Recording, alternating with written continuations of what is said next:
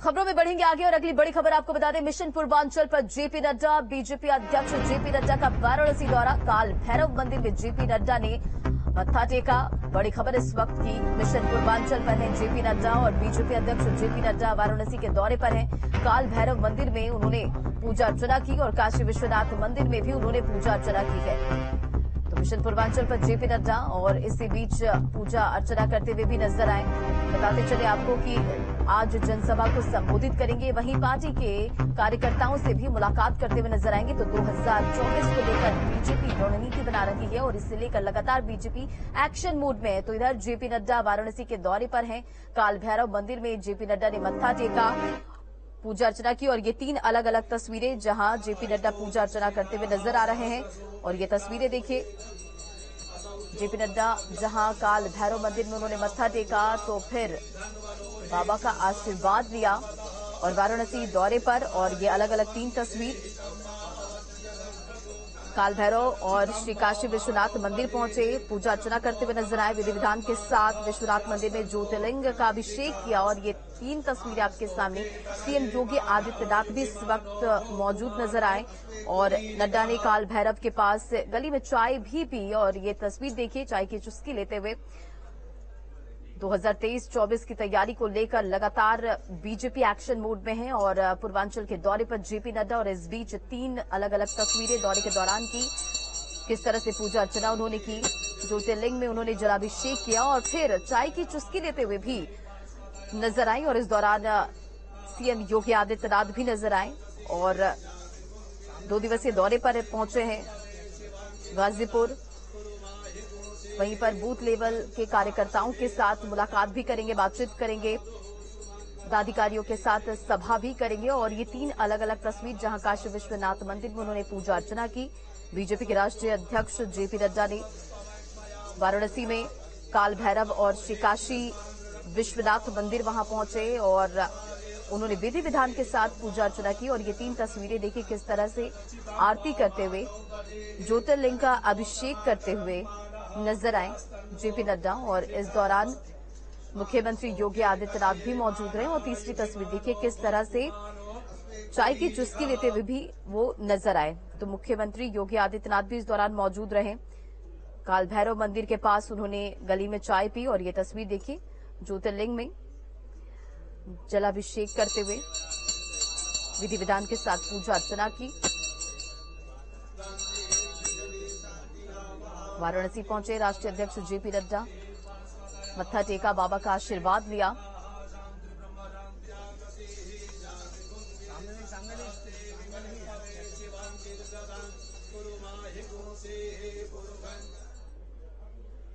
चलिए खबरों में बढ़ेंगे आगे। बीजेपी अध्यक्ष जेपी नड्डा आज गाजीपुर के दौरे पर रहेंगे और आज जेपी नड्डा वाराणसी पहुंच चुके हैं। तस्वीरें भी आपने देखी कि किस तरह से उन्होंने पूजा अर्चना किया विधि विधान के साथ।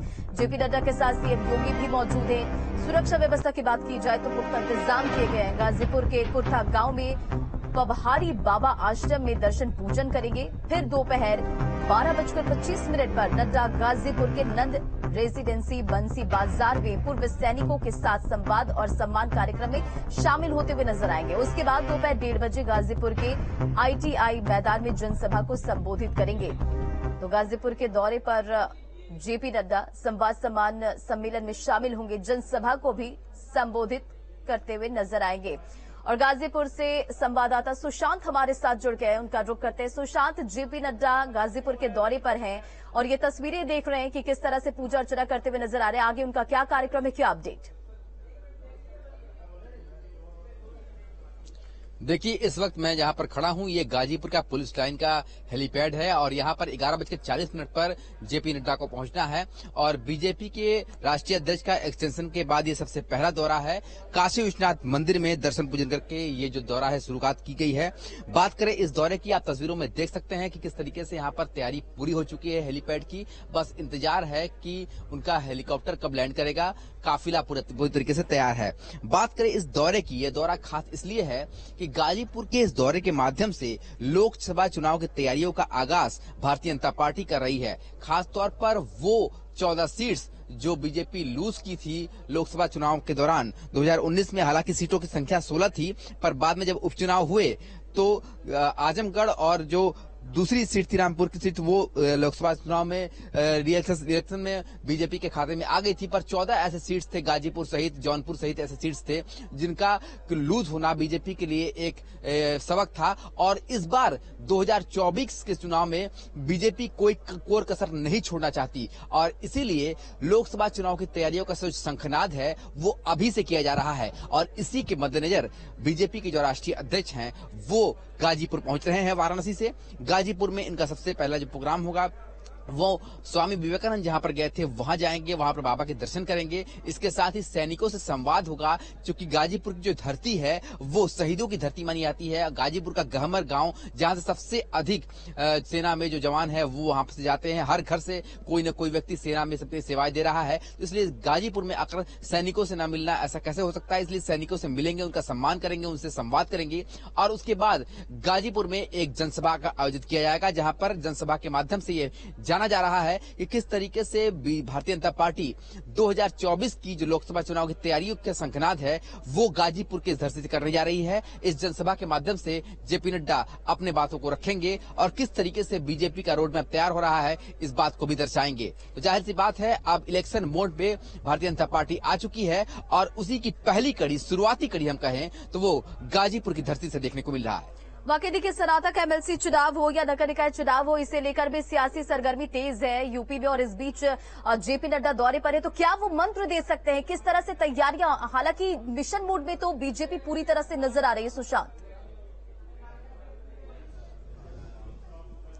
देखिए, एमएलसी की चुनाव हो या फिर नगर निकाय का चुनाव हो, ये सारे चुनाव होंगे और जाहिर सी बात है बीजेपी के राष्ट्रीय अध्यक्ष के आने का उसका असर जरूर पड़ेगा। पर जो मुख्य लक्ष्य है भारतीय जनता पार्टी का वो सीधे सीधे अगर है तो वो लोकसभा के चुनाव पर है, क्योंकि भारतीय जनता पार्टी की तैयारियों को अगर आप गौर से देखें तो चुनाव के कुछ दिन पहले से नहीं बल्कि चुनाव के कुछ महीने पहले से नहीं बल्कि एक साल पहले से इसकी तैयारी शुरू हो जाती है। और इसी का कारण होता है कि जब चुनाव आते हैं तो भारतीय जनता पार्टी को जीत मिलती है।